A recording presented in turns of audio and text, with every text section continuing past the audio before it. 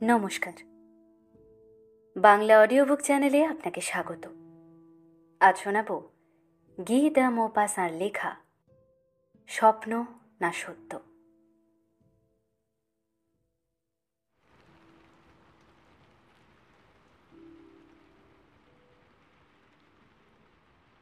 বৃষ্টি।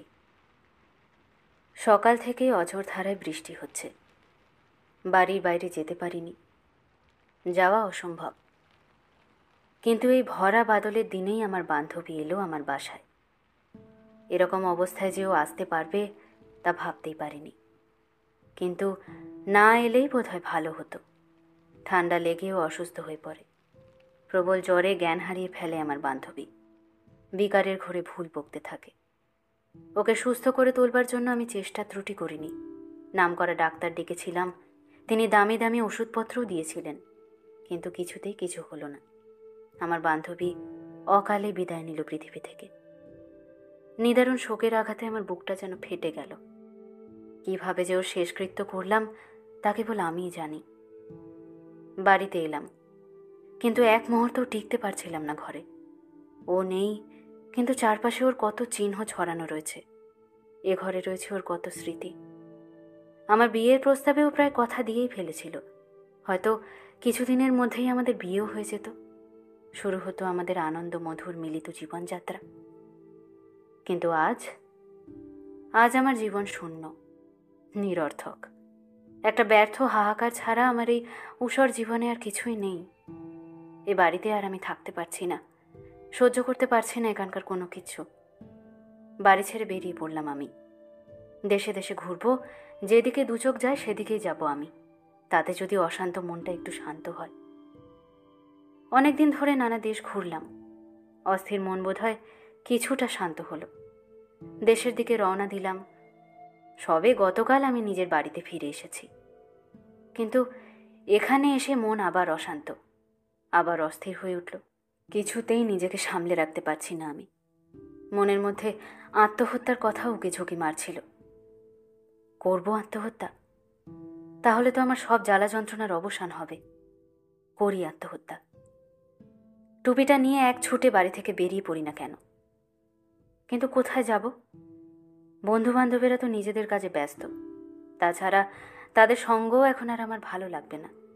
বন্ধুরাও তাদের কাজের সময়ে গেলে নিশ্চয় খুব বিরক্ত আর বিব্রত হবে। হয়তো মুখ ফুটে কিছু বলবে না তারা, কিন্তু আমিও তো বিবেচনা শক্তি একেবারে বিসর্জন দিয়ে বসিনি। তাহলে কোথায় যাই? আচ্ছা, আগে বেরিয়ে তো পড়া যাক, তারপর দেখা যাবে। টুপিটা নিয়ে বাড়ি থেকে বেরিয়ে পড়বার জন্য তৈরি হলাম। হলঘর পেরিয়ে বাইরে যেতে হয়, কিন্তু সেখানে এসেই থমকে গেলাম। এখানে একদিকের দেয়ালে একখানা বিরাট আকারের আয়না রয়েছে। এখানে সামনে দাঁড়ালে পা থেকে মাথা পর্যন্ত দেখা যায়। ও যখন বাইরে যেত তখন ওই আয়নার সামনে দাঁড়িয়ে নিজেকে একবার ভালো করে দেখে নিত। আয়নার সামনে এসে একটা অদ্ভুত অনুভূতি আমাকে পেয়ে বসল। মনে হলো ও আছে, আমার পাশেই আছে। আয়নায় ওর ছায়া যেন দেখতে পাচ্ছি আমি। আমাকে ছেড়েও চলে যায়নি, যেতে পারে না। এক অসহ্য আবেগে আমার সমস্ত শরীর থরথর করে কাঁপতে লাগলো। সেই অবস্থাতেই আমি এক ছুটে বাড়ির বাইরে চলে এলাম। কিন্তু কোথায় যাই, কি করি? লক্ষ্যহীনভাবে কিছুক্ষণ এদিক ওদিক ঘুরে বেড়ালাম। মন অশান্ত, কিছুই চিন্তা করতে পারছি না স্থিরভাবে। হঠাৎ মনে হলো, যেখানে ওকে শেষ শুইয়ে দিয়েছিলাম সেখানেই যাই না কেন? সেই কবরখানায়, সেখানে সমাধি প্রস্তরের সামনে বসে কেবল ওর কথাই ভাবব। যেমন ভাবা তেমনি কাজ। পাগলের মতো ছুটতে ছুটতে চলে এলাম কবরখানায়। ওর সমাধিটা খুঁজে বের করতে সময় লাগলো না। সমাধির ওপরে একখানা পাথরের ফলক। কালো পাথরের উপর একটা সাদা ক্রুশ চিহ্ন আঁকা রয়েছে। তার তলায় লেখা আছে, ও আমাকে ভালোবেসেছিল, আমার কাছ থেকে ভালোবাসা পেয়েছিল। অকালে ওকে পৃথিবী ছেড়ে চলে যেতে হলো। পরম করুণাময় ঈশ্বর ওকে আশ্রয় দিন, শান্তি দিন। সমাধির সামনে বসে আমি আর কান্নার আবেগ রোধ করতে পারলাম না। কান্নায় ভেঙে পড়লাম আমি।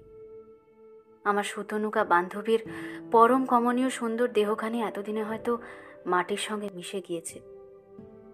কথাটা মনে হতে হতেই আমার কান্নার বেগ আরও বেড়ে গেল। কতক্ষণ ধরে কাঁদলাম তা বলতে পারবো না। আমার বোধহয় সময়ের বোধও লুপ্ত হয়েছিল। কিন্তু আমার মন যে চাইছে না এই কবরের কাছ থেকে চলে যেতে। মন চাইছে এখানে সারা রাত বসে থাকতে, চাইছে চোখের জলে সমাধির ফলকখানি ধুয়ে দিতে। কিন্তু রাতে এখানে থাকবো কি করে? ভারপ্রাপ্ত কর্মচারী রাতের বেলায় আমাকে সমাধিক্ষেত্রে থাকতে দেবে কেন? একটু পরেই তো সে আমাকে এখান থেকে চলে যেতে বলবে। তাহলে উপায় কি করে রাতটা কাটাবো এখানে? ঠিক করলাম যেভাবেই হোক আজকের রাতটা আমি এই সমাধিভূমিতেই কাটাবো। বান্ধবীর কবরের পাশ থেকে উঠে পড়লাম।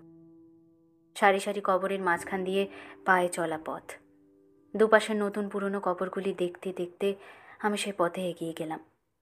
কবরখানাটা বিরাট, কিন্তু এক সময় আমি তার শেষ প্রান্তে এসে পড়ি। শেষের দিকের কবরগুলি খুব পুরনো। নিচের দেহগুলি এতদিনে মাটির সঙ্গে একেবারে মিশে গিয়েছে। কবরের উপরের কাঠের ক্রুশগুলি পর্যন্ত ক্ষয়ে গিয়েছে। ভবিষ্যতে হয়তো নতুন মৃতদেহ কবর দেওয়া হবে এইখানে। এদিকটা ঝোপঝাড়ে ভরা, অযত্নে বেড়ে ওঠা গোলাপ আর কালো সাইপ্রেসের জঙ্গল। এদিকে সময় নষ্ট না করে একটা সবুজ ঝোপের মধ্যে ঢুকে পড়লাম। এখানেই লুকিয়ে থাকবো আমি। সমাধিক্ষেত্রের ভারপ্রাপ্ত কর্মচারী আমাকে দেখতে পাবে না। সে আন্দাজি করতে পারবে না যে কবর ভূমিতে রাত কাটাবার জন্য কেউ ঝোপের ভিতরে লুকিয়ে থাকতে পারে। সূর্য ডুবল। পৃথিবীর বুকে নেমে এলো অন্ধকার। সেই অন্ধকার ক্রমে গাঢ় থেকে গাঢ়তর হয়ে উঠল। চারপাশ নিথর, নিস্তব্ধ, নিঝুম। ধীরে ধীরে আমি ঝোপের ভেতর থেকে বেরিয়ে এলাম, দাঁড়ালাম পায়ে চলা পথের উপর। এইবার আমাকে যেতে হবে ওর কবরের কাছে। পায়ে চলা পথে চলতে শুরু করলাম। আমার চারপাশে নিরন্ধ্র অন্ধকার। অন্ধকার এত ঘন যে মনে হয় হাত বাড়ালেই আমি তা স্পর্শ করতে পারবো। একটু এগোলেই অন্ধকারের নিকষ কালো প্রাচীরে আমার মাথা ঢুকে যাবে। বিশাল সমাধিভূমিতে পথ হারিয়ে ফেললাম। সেই মহা অন্ধকারের মধ্যে কিছুতেই ওর কবরের কাছে যেতে পারলাম না। অন্ধকারের মধ্যে অন্ধের মতো সামনের দিকে দুহাত বাড়িয়ে আমি এগিয়ে চললাম। কবরের পাথরে হোঁচট খেয়ে বারবার আছাড় খেলাম। কবরগুলির উপরকার নানা আকারের ক্রুশগুলির সঙ্গে ধাক্কা লেগে শরীরের নানা জায়গায় আঘাতও পেলাম, কিন্তু তবুও ওর কবরটার কাছে যেতে পারলাম না আমি। কবরগুলির উপরকার পাথরের ফলকের উপর অক্ষর খোদাই করা রয়েছে। অক্ষরগুলির উপর হাত বুলিয়ে কি লেখা আছে তা বুঝবার চেষ্টা করলাম, কিন্তু সেভাবেও ও কবরটা খুঁজে পাওয়া গেল না। সেই অন্ধকার রাতে নির্জন কবরভূমিতে আমি একলা মানুষ, মৃতের রাজ্যে জীবিতের একমাত্র প্রতিনিধি। আমি এখানে অনধিকারী। কবরের বাসিন্দারা যদি জেগে ওঠে তবে আমার কাছে তারা নিশ্চয়ই কৈফিয়ত চাইবে। মাথার উপর চাঁদ নেই, তারা জলা আকাশ মুখ লুকিয়েছে মেঘের আড়ালে। সমস্ত পরিবেশটাই কেমন থমথমে, কেমন অপার্থিব হয়ে উঠেছে। দারুণ ক্লান্তিতে আমার শরীরটা যেন ভেঙে পড়ছে। আর চলতে পারছি না। একটা কবরের শিলা ফলকের উপর বসে পড়লাম। এখন প্রয়োজন একটু বিশ্রামের। আমার চারপাশ নিকষ কালো রাত ঝাঁঝা করছে। এই মৃতের রাজ্যে চারপাশ নিস্তব্ধ। কোনো রকম শব্দ করে কেউ যে মৃতপুরীর শান্তি নষ্ট করতে চাইছে না। আমার হৃৎপিণ্ডে স্পন্দন ধ্বনি শুনতে পাচ্ছি। আচম্বিতে একটা শব্দ শুনতে পেলাম। আমার খুব কাছেই শব্দটা হলো, কিন্তু কিসের শব্দ তা বুঝতে পারলাম না। আতঙ্ক ভরা চোখে তাকালাম চারিদিকে, কিন্তু এই ঘুটঘুটে অন্ধকারে দেখব কি করে? আমার দৃষ্টি অন্ধকারের আবরণ ভেদ করতে পারল না। আর একবার শব্দটা শোনা গেল। আমার সমস্ত শরীর শিউরে উঠল। আমি প্রাণপণে চিৎকার করে উঠলাম, কিন্তু গলা দিয়ে একটা অস্পষ্ট গোঁ গোঁ শব্দ ছাড়া আর কিছুই বেরোল না। চুপচাপ বসে রইলাম পাথরের ফলকখানার উপর। কত সময় বসেছিলাম তা বলতে পারবো না। হঠাৎ মনে হলো যে পাথরখানার উপর আমি বসেছিলাম সেখানা যেন নড়ছে। প্রথমটায় ভাবলাম মনের ভুল, একটু পরেই বুঝলাম যে এ আমার ভ্রান্তি নয়। পাথরখানা সত্যি সত্যিই নড়ছে। কেউ যেন তলা থেকে ধাক্কা দিয়ে পাথরখানাকে উপরে তুলবার চেষ্টা করছে। কথাটা দ্বিতীয়বার ভাবতেই দারুণ ভয়ে আমার সমস্ত শরীর যেন হিম হয়ে গেল। নিজের অজ্ঞাতসারেই এক লাফ দিয়ে আমি পাশের কবরটার উপরে গিয়ে পড়লাম। হঠাৎ একটা অপার্থিব আলোয় কবরভূমির অন্ধকারে জবনিকা ছিন্ন হয়ে গেল। প্রেতলোকের এই অলৌকিক অপ্রাকৃত আলোয় দেখলাম পাথরের ফলকটাকে উপরের দিকে ঠেলে কবরের ভিতর থেকে বেরিয়ে এলো একটা পূর্ণ কঙ্কাল। পাথরের ফলকে লিখিত লিপিও স্পষ্ট দেখতে পেলাম। সেখানে লেখা আছে, এখানে চিরনিদ্রায় ঘুমিয়ে আছেন জ্যাক অলিভ্যা। তার মৃত্যু হয় মাত্র 51 বছর বয়সে। নিজের পরিবারের প্রত্যেককে তিনি খুব ভালোবাসতেন। শুধু তাই নয়, তিনি ভালোবাসতেন সমগ্র মানব জাতিকে। দয়ালু এবং মাননীয় এই ব্যক্তিটিকে প্রকৃত অর্থেই মানব প্রেমিক বলা হতো। পরম কারণিক ঈশ্বরের কৃপায় তিনি মুক্তি লাভ করুন। কঙ্কালটি শিলা ফলকের উপর খোদাই করা লেখাগুলি পড়ল। একটা বিচিত্র হাসি ফুটে উঠল ওই কঙ্কাল মুখে। নিচু হয়ে রাস্তার উপর থেকে একখণ্ড একদিক ধারালো পাথর উঠিয়ে নিল সে। তারপর উপরকার খোদাই করা লেখাগুলিকে পাথর দিয়ে ঘষে ঘষে তুলে ফেলবার চেষ্টা করতে লাগল। কঙ্কালটার ধৈর্যের প্রশংসা করতে হয়। অনেকক্ষণ ধরে ঘষে ঘষে সে পাথরের ফলকের উপরকার খোদাই করা লেখাগুলি একেবারে তুলে ফেলল। এখানেই তার শেষ কাজ নয়। ধারালো পাথরখানা দিয়ে সে ফলকখানার ওপর লিখল, এখানে বিশ্রাম করছেন জ্যাক অলিভ্যা। তার মৃত্যু হয় 51 বছর বয়সে। পৃথিবীর মানুষ তার যে পরিচয় জানে সেটা তার সঠিক পরিচয় নয়। সম্পত্তির মালিক হবার জন্য তিনি নিজের পিতাকে নৃশংসভাবে হত্যা করেন। নিজের সাধ্যী এবং পতিব্রতা স্ত্রীকে তিনি সারা জীবন কষ্ট দিয়েছেন।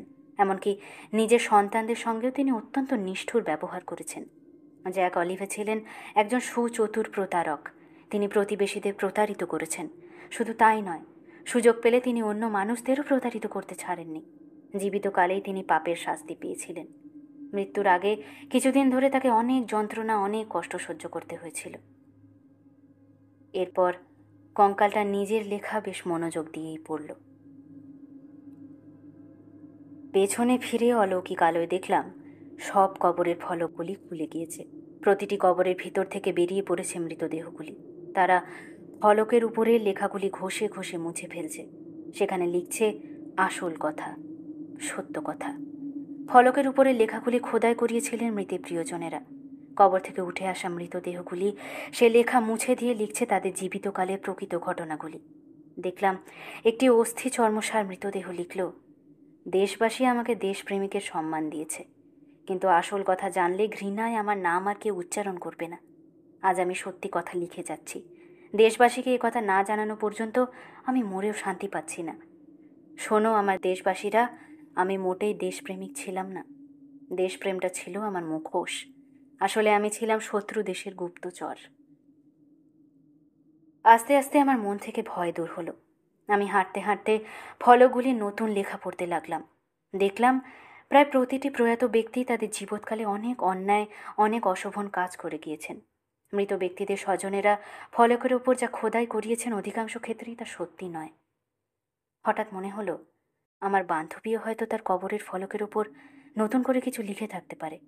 কথাটা মনে হতেই তার সমাধির খোঁজে পা বাড়ালাম। প্রেতলোকের হলুদ রঙের মরা আলোয় সে কবর খুঁজে বের করতে আমার বেশি সময় লাগলো না।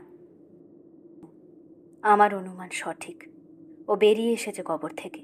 ঝুঁকে পড়ে নতুন কথা লিখছে শিলাফলকের ওপর। মৃতদেহ আবরণকারী কাপড়ে ওর আপাদ মস্তক ঢাকা। ওর মুখ আমি দেখতে পেলাম না, কিন্তু পেছন থেকে আমি ওকে চিনতে পারলাম। ফলকের ওপর ও কী লিখছে তা দেখবার জন্য দারুণ কৌতূহলী হয়ে আমি ছুটলাম ওর দিকে। কাছে এসে দেখলাম আমি যে লিপি শিলাফলকে খোদাই করেছিলাম তা মুছে গিয়েছে। সে জায়গায় ওর হাতের অক্ষরে লেখা রয়েছে, একজন মানুষ আমাকে মন প্রাণ দিয়ে ভালোবেসেছিল। ভালোবাসার সুযোগ নিয়ে সে সরল মানুষটিকে প্রতারিত করবার জন্য আমি এক ঘোর বর্ষার দিনে নিজের বাড়ি থেকে বেরিয়ে তার বাড়ি যাই। পথে আমি একেবারে ভিজে গিয়েছিলাম। ঠান্ডা লেগে আমি অসুস্থ হয়ে পড়ি। তার ফলেই আমার মৃত্যু। এই লেখা পড়বার পর সমাধিভূমিতে কী হয়েছিল তা আমি বলতে পারবো না। পরদিন সমাধিক্ষেত্রের ভারপ্রাপ্ত কর্মচারী আমার জ্ঞানহারা অচেতন দেহটাকে আবিষ্কার করে। আমি পড়েছিলাম আমার বান্ধবীর কবরের শিলাফলকের ওপরে। সেই অন্ধকার রাত্রে জনহীন সমাধিক্ষেত্রে প্রেতলোকের অপার্থিব আলোয় আমি যা দেখেছিলাম তা কি স্বপ্ন না সত্য? এ প্রশ্নের উত্তর আজও পাইনি।